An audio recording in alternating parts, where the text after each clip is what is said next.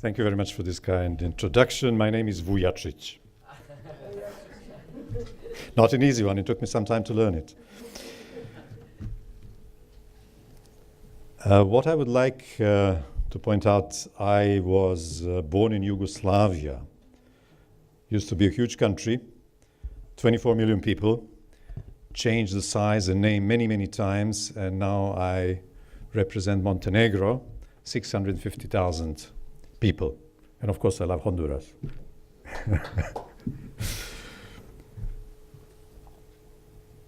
So it was quite an experience, country-wise, and also I was brought up as a Yugoslav to find out towards the end of my career that I'm actually Montenegrin. But this shows exactly what has happened out of one country, which one could say was an example of peaceful coexistence for some time, but later on it turned different avenue. The title of my presentation tonight is Promoting Global Human Values for Human Security and Collaboration. The subtitle is actually more important, From Inner Peace to Universal Peace. Excellencies, distinguished participants, ladies and gentlemen, I regard it a great honor and privilege to be asked to address this annual conference on cultural diplomacy on the subject promoting global collaboration, unity and peace through cultural diplomacy. I congratulate the Institute for Cultural Diplomacy for developing a program of such an importance and relevance to today's issues. I'm sure that we will have a productive and inspiring session. Conferences such as this one represent an excellent environment for cooperation and exchange of experiences. This enabling environment in which we exchange ideas and thoughts gives us a unique opportunity for networking and interaction. I assume that we are all here together because we are interested in learning from each other and improving ourselves as human beings to our own benefit and to the benefit of the institutions we belong to, with the overall goal to make this world a better one. We also represent an important part of the civil society and cannot live isolated from the problems of the same. It is therefore partly our duty to try to be the avant-garde force of our societies. Talking about peace in general, ladies and gentlemen, the fundamental is to be at peace with oneself first. Only then can we have relevant role in spreading peace and keeping it. As individuals, we should pursue peace of mind, peace in the family, and peace in our societies. A process of introspection, first and foremost, involves listening to oneself and others. Freedom and morals are values without which inner and outer peace cannot exist. Freedom helps us to take right decisions and to follow them. And our ultimate goal should be working together towards universal purpose and contributing to universal peace worldwide. An evolution under the sign of peace will not only generate economic welfare and safer world, but it will also contribute to the development of individual responsibility and consciousness. Fundamental values such as tolerance, charity, and understanding should be nourishing our societies. Our 21st century is characterized by profound transformation. The globalization of the world economy is followed by the globalization of the world's problems, such as demography, education, security, environment, poverty, etc., and above all, the decline of moral values. If we want to prosper, we must stand on the solid ethical base. Therefore, the need for establishing global ethical standards becomes obvious. Aristotle taught us that a human being is a social animal, and as such, we must live in society. In order to live with each other in peace and harmony, certain rules have to be observed and obeyed too. Therefore, there is yet again a need for the minimum of global ethical standards that make a collective life possible. Otherwise, the humanity will revert to the jungle. Being an integral part of society, we ourselves ought to be examples of good order and regularity, because it is only by our own conduct that we can reasonably expect compliance with it from others.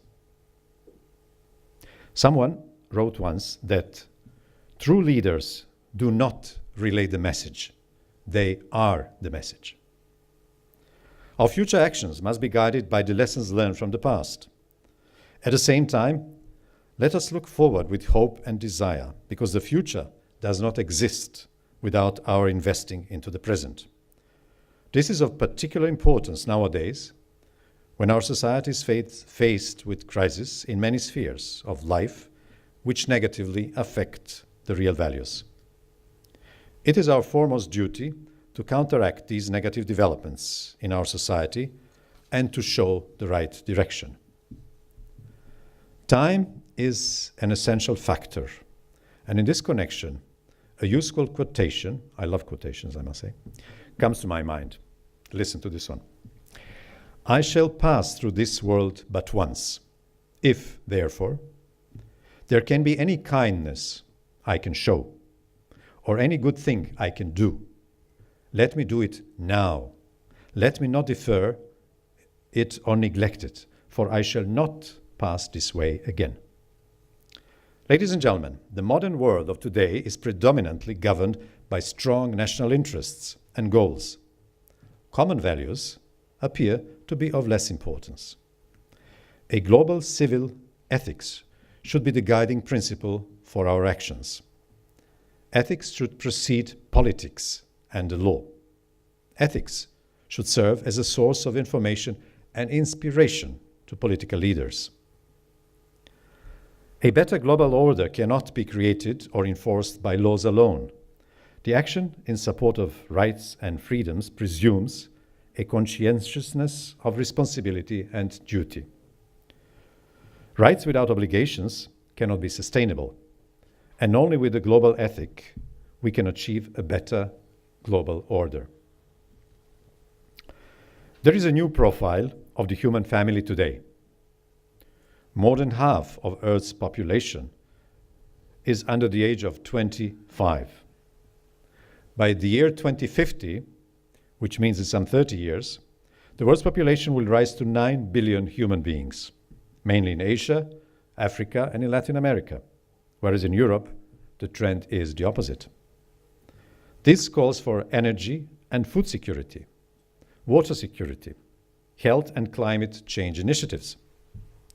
We shall be judged by future generations for our efforts in the above-mentioned fields. We know that in the human history, the fight for the control of resources is one of the main causes of wars. This fight has been going on for a long time, but with steady depletion of natural resources, it might intensify. It is thus mainly the food crisis which is the destabilizing factor of universal peace. In another kind of crisis that we are experiencing, it is not the diversity of cultures what is problematic, but it is a constant attempt to divide humanity against itself. The more one points out and nourishes the differences between cultures, the more one destroys its value. The diversities, being religious or cultural, should be considered as an enriching experience and not a confrontational issue. Our aim should be to encourage an open society capable of embracing diversity, accepting the principle of mutual respect and reciprocal tolerance. Our goal should be to educate and shape new generations of young people to work for the advancement and well-being of humanity, respectful of tolerance and multiple cultures, educated to be curious, to engage in dialogue. and to respect and enhance diversity, as well as the interest and desire to broaden their horizons. This also includes our readiness to understand where we had made mistakes or change our point of view when we discover that what we thought was the truth was instead bogus. It therefore follows that education is of paramount importance for us and the coming generations. Only through proper education it will be possible to inculcate global ethical values in the minds of younger generations, the values which have passed the test of time and have a universal character, and as such are equally applicable everywhere on the planet. Education represents also one of the priorities of the United Nations Sustainable Development Goals agenda, originally foreseen by 2015, and now refined and extended by 2030, because most of them were not achieved. There is a tremendous potential in education. Education based on ethical values should start from the childhood. This we just heard about Austria and the kindergartens there. It is the seed that we plant. It does not bring immediate benefits.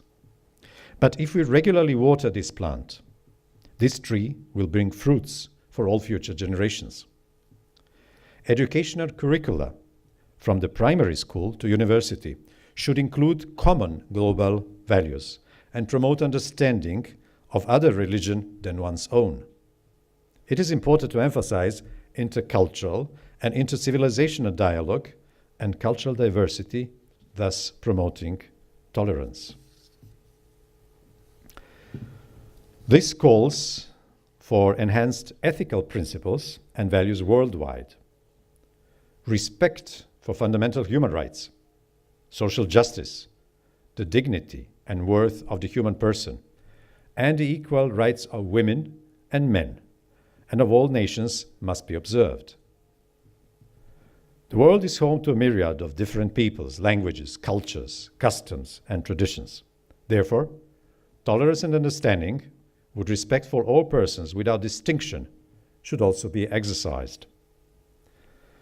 Values like affirmative tolerance should be promoted, and the educational programs and materials should be produced accordingly. An emphasis should be placed on the development of the aspiration of youth, thus creating a solid base for the generations to follow. As I like quotations, what I said before, I would like to share another one with you.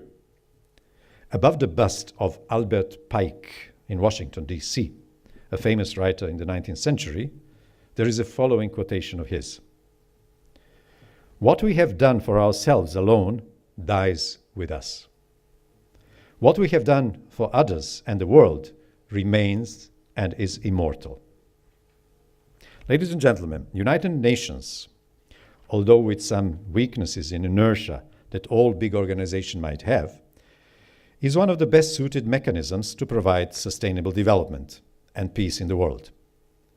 The language of culture and science is a common language that binds together many people and researchers of different countries and regions. Cultural diplomacy establishes a channel of communication for intercultural dialogue, understanding, and reconciliation, leading to increased area of cooperation and thus tolerance. The ultimate goal of the above-mentioned activities should contribute to conflict prevention and resolution, regional stability, very important in my part of the world, and security and religious understanding. The United Nations University, UNU, is a global think tank and postgraduate teaching organization with headquarters in Japan. The UNU's mission is to contribute through collaborative research and education to efforts to resolve the pressing global problems of human survival, development, and welfare that are the concern of the United Nations, its people, and member states. The program provides advice to national bodies on the development of school and university curricula and textbooks that emphasize intercultural and intercivilizational dialogue and cultural diversity. On the other hand, we have UNESCO, United Nations Educational, Scientific and Cultural Organization, which is based in Paris. And it has the purpose to contribute to peace and security by promoting international collaboration through education, science and culture in order to further universal respect for justice, the rule of law, and human rights, along with fundamental freedom proclaimed in the United Nations Charter. Nowadays, however, we have also the mass communication that has become one of the most powerful mediums in influencing the minds and behaviors of human beings. However, we are witnessing by much of the media the pollution of the human spirit by violence, triviality, and offenses to intellect. A different approach by some media, such as promoting culture of non-violence and respect for life, culture of solidarity and tolerance, and culture of equal rights and partnership between men and women, would elevate human spirit. Therefore, due attention should be paid to the role of electronic mass media as influential promoter and disseminator of ethical norms. And finally, ladies and gentlemen, let me sum up. If you take only one idea from my speech, please remember this. Education, based on global ethical values, is the most powerful weapon that can change the world. Thank you for your attention.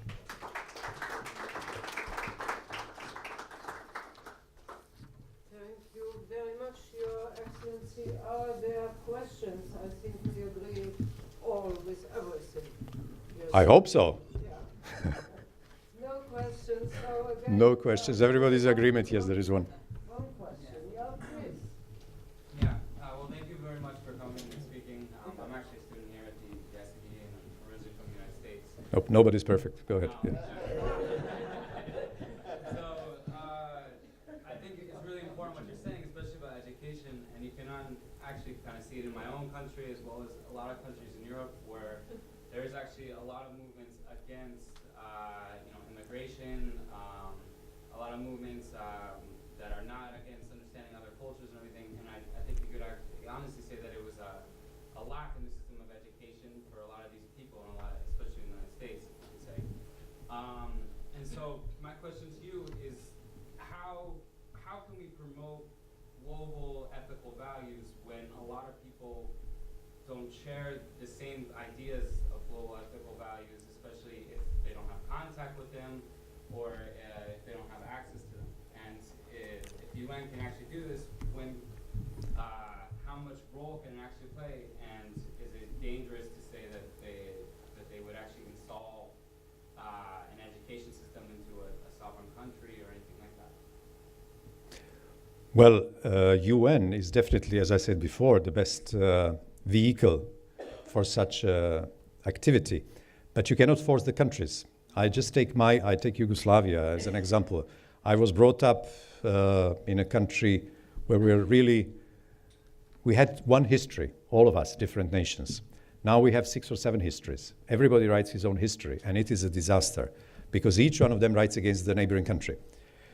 So unless there are some people, and I say the politicians should be first led by all these ethical standards, because the politicians are those who want to win the elections, so they don't mind making an enemy nearby. It's always the easiest way, to point at somebody who is your neighbor, because if you don't have a prosperous life, you don't live well, it must be the neighbor's fault. Otherwise, without that neighbor, you would be. It is a never-ending story, and as long as there is humanity, we will have to fight against it. So what I was saying also it's each one of us that would have in his little or her little surrounding try to promote those values, and only like that we can achieve. It's a never-ending job. It will be, as long as the humanity exists, we'll have that problem. But you have to try. There is no other way. Otherwise, it would be the wrong one. Thanks.